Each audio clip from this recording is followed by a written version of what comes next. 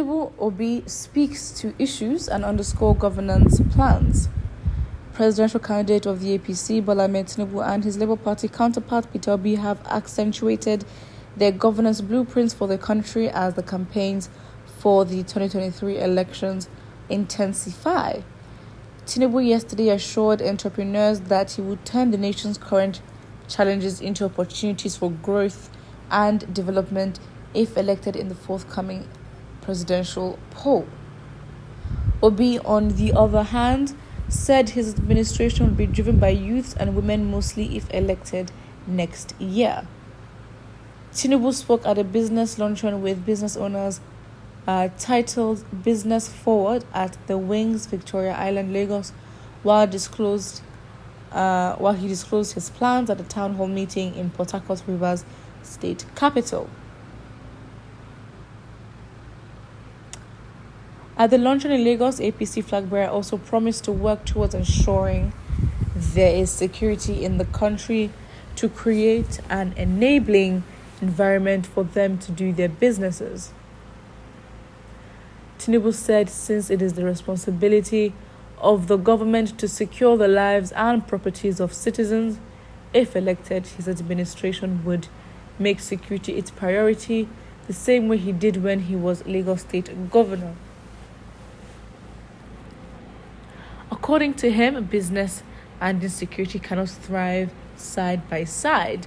The business entrepreneurs raised issues around education, healthcare, development, electricity, investment climate, multiple exchange rates, and prevailing oil subsidy, asking how he would deal with the challenges.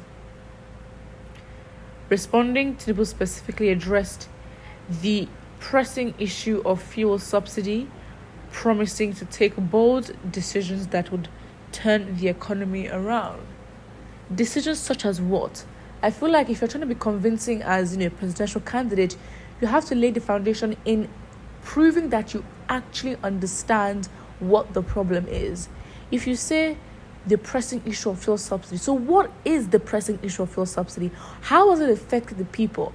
How do you understand the implications of the fuel subsidy and its present issues? When you tell us, okay, fine, this is how this fuel subsidy has given effect to this industry or, to these people economically, overall, you explain that. And then, it gives me hope that, okay, fine, this person actually understands the problem he's trying to solve. But when you just make statements like, well, I promise to make security better, talk about why security is essential for a thriving society. And if you're talking about business, you just say business and insecurity cannot thrive side by side. Why can't they thrive side by side? How do you understand and relate to the micro businesses? How do you, the microeconomy and, individual businesses or the individual themselves? How can you show that even in your big position as president or whatever you are able to relate and you understand intricately what an individual is going through? This is how you gain votes. This is how you make sure to prove that you're competent.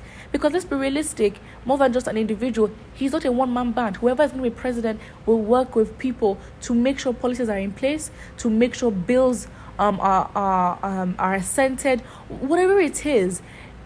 You can't just make. We've been through this so many times. So again, it's like, I promise to make bold decisions. What decisions will you make? And what decisions can be classified as bold?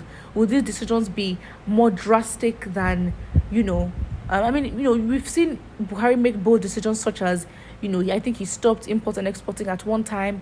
And of course, with, individuals that were abroad, they could not even use their bank cards. Yes, his intention was to promote manufacturing in the country, but he made such a bold decision to stop, import and export. And that was, crazy for the economy. We're like, wait. If 2 + 2 is 4 and 5 + 5 is 10, how did you get here, sir? So you have bold decisions that could be drastic for the economy. So how, can you convince that I will make bold decisions that may be drastic for the individual and let's say, their purchasing power and their living standards? So, how would we go through it? How long would this bold decision take into effect? Like, be specific. I don't get it. And I think this I don't get attitude. Like, don't you know how to be convincing? Don't you know how to show that you are of servitude to a people? You're a leader. and maybe I'm talking too much because again the expectation on Tinubu should not be that high, in all honesty. So we're stressing the man out, to be honest. He says that obviously he promised to make bold decisions that will turn the country's economy around. According to him, one of such decisions will be on fuel subsidy, saying Nigeria will not continue to subsidize fuel consumption in neighboring countries. How can we subsidize the fuel consumption of Cameroon, Niger, and the Republic of Benin? No matter how long the protest, we are going to remove the subsidy, he said emphatically.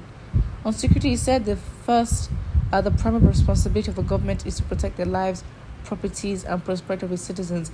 Someone in year 6, in GSS 1, in primary 6 can even say this first line in their debate club and will be clapping for them. You have not said anything tangible. I don't get it. I mean, well, he continues and says, as governor of Lagos, he's had to fix the difficult security situation he inherited, and it was the first item on his list when it secured the state, and that led to the change of reputation for Lagos State for the better. Then they embarked on economic reforms that would ultimately produce the vibrant and active megacity of today. Are you sure about that? He says we will increase numbers of our military and non-military security forces. What makes your increase different? Because your counterparts have said the same thing.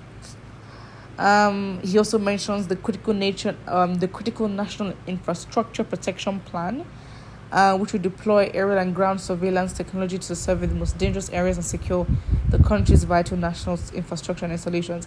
You see, these things, I don't think an administration can set them up, but these things should already exist in spite of. He should come into the system and develop the already established protection plan, because I don't think you cannot depend on an individual to come with their blessings. Let's say they're good, and then when they leave office, go with their blessings. That's how it is. It's like you try to make impact, but then again, we already have a system where, or I guess a habit or a societal problem of lack of maintenance. So whatever has been established, it's not just there forever. We also have to work at developing, and a mindset of development needs to supersede just the politics, and in the economy, it needs to be in our culture, our way of life, our education, our healthcare. We need to be in a system of constant development, really, to be honest.